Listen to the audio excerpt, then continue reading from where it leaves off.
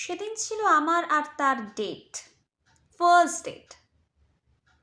সেদিন দেখলাম ছেলেটা আমার প্রতি খুব অ্যাটাচড, আমাকে নিয়ে খুব কনসার্নড, এবং আমি কিভাবে তাকাচ্ছি, আমি কি কথা বলছি, আমি কি পড়ছি, আমার কি পড়তে ভালো লাগে, আমার কি খেতে ভালো লাগে, টোটালটা নিয়ে তার আলাদাই অবসেশন।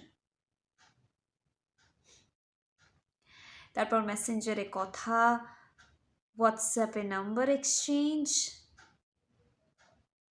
ছবি ভিডিও দেখা, গল্প আড্ডা, আবার কোনো একদিন তার সঙ্গে অন্য কোনো রেস্টুরেন্টে দেখা।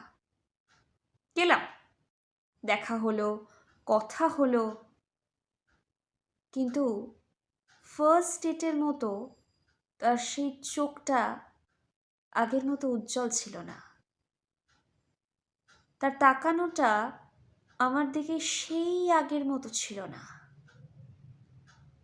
কেন জানি না, সে আমার দিকে একটা অন্যরকম প্রতিহিংসার চোখে তাকিয়েছিল। তারপর পরের দিন সকালবেলা মেসেজ করে বলেছিল,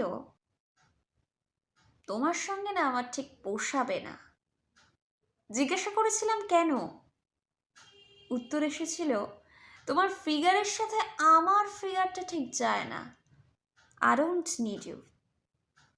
বুঝতে পেরেছিলাম ফিজিক্যালিটিটাই শেষ কথা বলে, মেন্টালিটিটা নয়।